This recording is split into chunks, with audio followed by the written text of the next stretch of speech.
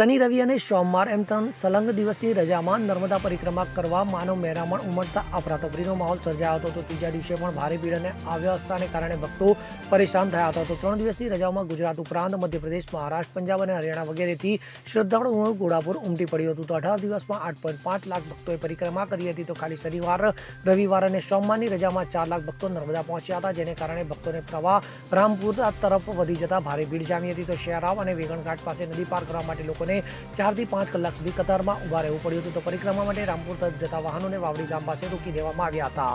ત્યારે 10 કિલોમીટરથી વધુનો ટ્રાફિક જામ થઈ ગયો હતો. તો રામપુરાથી પગપાળા શેરાવ સુધી આવેલા ભક્તોને તિલકવાડાથી જ પરત મોકલી દેવા પડ્યા હતા. ભીડ વધી જતા અવ્યવસ્થા સર્જાઈ હતી. તો સેવાભાવી સંસ્થાના ચા નાસ્તો ખૂટી પડ્યો હતો.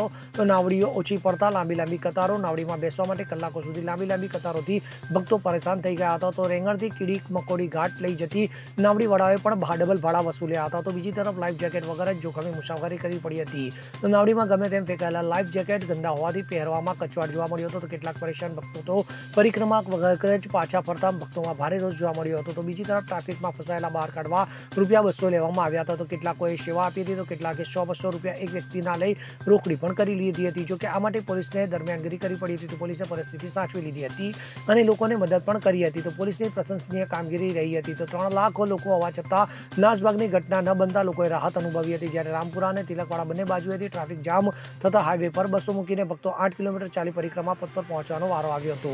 તો ભીડ નિયંત્રણ કરવાની એસઓની કેરબસ મદદ માટે મંગાવાઈ છે. તો નર્મદા જિલ્લા કલેક્ટર SK મોદીને વિડીયો પોસ્ટ કરીને કહેવું પડ્યું કે શનિ રવિ કે જાહેર રજામાં ન આવતા આડે દિવસે પધારવા અપીલ કરતો વિડીયો સંદેશ મોકલવાની કલેક્ટરને ફરજ પડી હતી. હવે જ્યારે પરિક્રમાને માત્ર 12 દિવસ બાકી છે, ત્યારે વહીવટી તંત્રની ખરેખર કસોટી છે. તો તંત્ર વધુ નાવડી બસો મૂકે, લોકોને પરિક્રમામાં તકલીફ ના પડે તે માટે જિલ્લા વહીવટી તંત્ર વધુ કમર કસે એવી ભક્તોની માંગ છે. જોકે દર વર્ષ કર્યા વહીવટી તંત્ર અને સરકારે ખૂબ સુંદર અને ઉત્તમ વ્યવસ્થા કરી છે, એમાં કોઈ શક નથી. પણ ભીડ વધતા તંત્રના સાધનો ટાંચા પડી રહ્યા છે. નમસ્કાર. નર્મદા મૈયાની પરિક્રમા ચૈત્ર માસમાં ચાલુ થઈ ગઈ છે અને ખૂબ ભક્તજનો પરિક્રમાવાસીઓ આવી રહ્યા છે. સૌને હું હાર્દિક અભિનંદન આપું છું. સાથે સાથે આ પરિક્રમા હવે જે તબક્કામાં જઈ રહી છે એ પ્રમાણે ચૈત્ર મહિનાના 15 દિવસ પૂરા થયા છે અને હવે 15 દિવસ રહ્યા છે.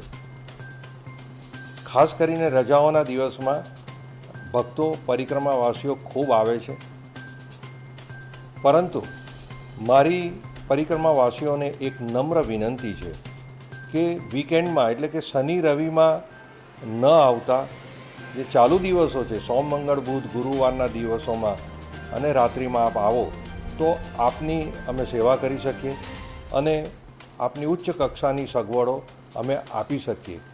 એ માટે ફરીને ભક્તજનોને, પરિક્રમાવાસીઓને વિનંતી છે કે આપની યાત્રા સુખદ રહે, આપ ખૂબ જ સગવડથી અને શાંતિથી અને સુચારુ રૂપે પરિક્રમા કરી શકો એ માટે વચ્ચેના દિવસોમાં આવવા મારી નમ્ર વિનંતી છે.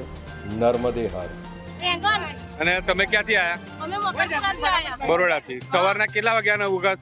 કાલ સવાર 5 વાગ્યાના અહીં બેઠા છે. આજે સવારે 5 વાગ્યાના. પણ હજી કોઈ અને સાધન નથી. ત્યાંથી તમને શું કીધું? એવું કીધું કે ઉપર જાઓ તો બસ અને ઇકોની વ્યવસ્થા છે, પણ અહીંયા કોઈ સાધન કે બસ કશું છે નહીં. આજે અમે બી બરોડાથી જ આવીએ છીએ અને લોકો ગોધરા, અમદાવાદ, સુરત, વાપી ગમે ત્યાંથી લોકો આવ્યા છે. પણ હેરાન થઈ ગયા. હેરાન થઈ ગયા. સવાર 5 વાગ્યાના આ જો ધક્કા મૂકી ટ્રેક્ટર આ રીતે ભરાય છે. ગાડીઓની કોઈ વ્યવસ્થા ને પ્રશાસન એવું કહે છે કે અહીંયા આગળ પૂરેપૂરી વ્યવસ્થા બસથી માંડીને બધી જ કરેલી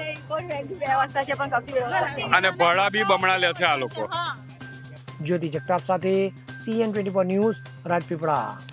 હવે જુઓ દેશ દુનિયાની તમામ ખબરો તમારી આંગળીના ટેરવે.